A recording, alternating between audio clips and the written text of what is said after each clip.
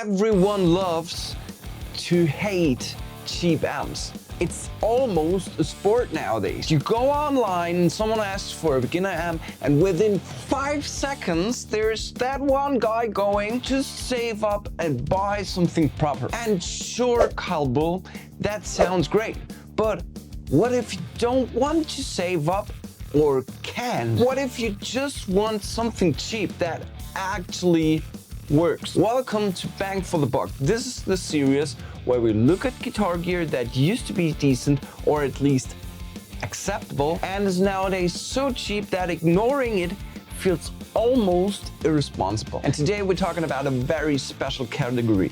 Amps that people love to call out trash. Complete and total piece of shit! But secretly kind of aren't. Let's call it the guilty pleasure episode. Let's start with the Marshall MG. This one's almost a rite of passage.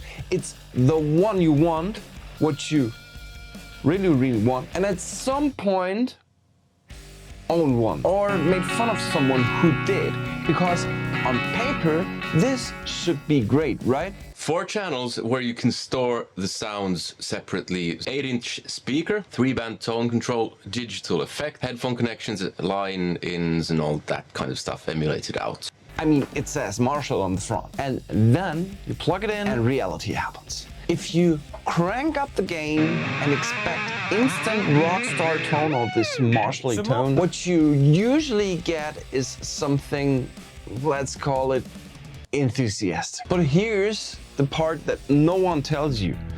The MG actually isn't the problem. Expectations are. If you stop trying to turn it into something that's not, and just use it as simple as it is, as a practice amp, it suddenly becomes a decent pedal platform and everybody is fine. And for 50 or maybe 80 bucks on the used market, it's an okay pedal platform. Next up, Harley Benton. Something like the Harley Benton 20R.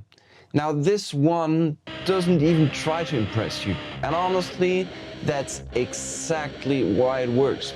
This amp knows exactly what it is.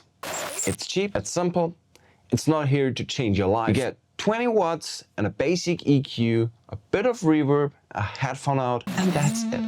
No modeling, no fake tube magic, no this preset sounds like Metallica if you close one eye and believe really hard. And because of that, it does something a lot of older cheap amps struggle with. It's predictable. You plug it in, you turn a few knobs, and you get kind of a usable sound. There's no surprises or no weird spikes, no fighting the amp. Everybody's happy, right? Right? Is it exciting? Not really. Is it inspiring? Could be. But does it work? Yes, it does, and it is reliable. So if you just need something to practice on, why don't you get this? And then we have the Line 6 Spider. Now, before we even start, I feel I need to apologize in advance, specifically maybe to Glenn Fricker. Because what I'm about to say, he's not going to like at all.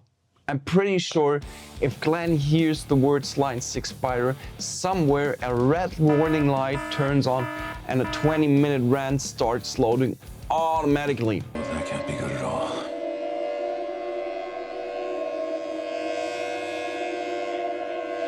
At least, I hope so. And I genuinely believe if you say Line 6 Spider 3 times,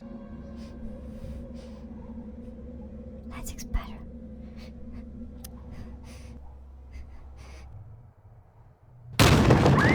Glenn appears behind you and tells you your tone sounds like a chainsaw in a trash can. And to be fair, I get it. If you scroll through the presets on this thing, it sounds like the amp is trying to win a competition for maximum gain per second. And I think that is exactly that kind of sound that makes Glenn question humanity. And honestly, if you use it like that, he's absolutely right. But, and please don't clip this and send this to him. If you ignore the presets and don't consider taking it to a studio, you can actually make music with it. and practice. Look, this amp was never meant to be a boutique masterpiece. Of course not.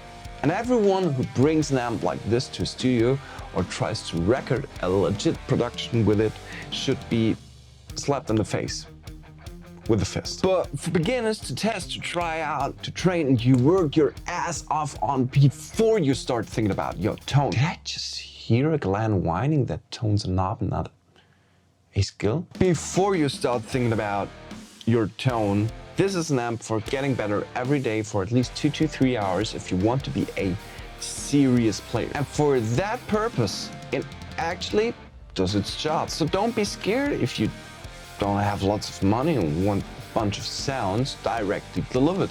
Get that thing and enjoy practicing on it. But please let no one see your guilty pleasure. You can, by the way, find these amps everywhere from 50 to 100 euros. So no, it's not a great amp. No, it's not going to win any tone awards. And no, Glenn is still not going to approve it. But how I said, for a beginner or a cheap all-in-one practice solution that works. So what's the takeaway? The Marshall MG is better than people remember if you stop expecting too much. The Harley Benton is boring but reliable, and the Spider is probably the most overhated amp on the internet. And that's what this episode is really all about. A lot of gear gets dismissed way too quickly, not because it's truly unusable, but because people judge it by comparing it to stuff that's not really fair to compare it with. If you just take the device standalone, it's sometimes not as bad as it gets. And remember, there's only one thing that makes you worse on guitar: not practicing. But if you actually look what you're getting for the money, these amps make a lot of more sense than people want to admit maybe. You don't need perfect gear, in my opinion. You need something that works. And sometimes the stuff everybody loves at works just fine. That was bang for the buck. If you're into kind of this content, make sure to subscribe, to like the video, hype the video, and let me know in the comments what's your worst amp you've ever played that actually surprised you. And with that, I'll catch you in the next one. See you and bye.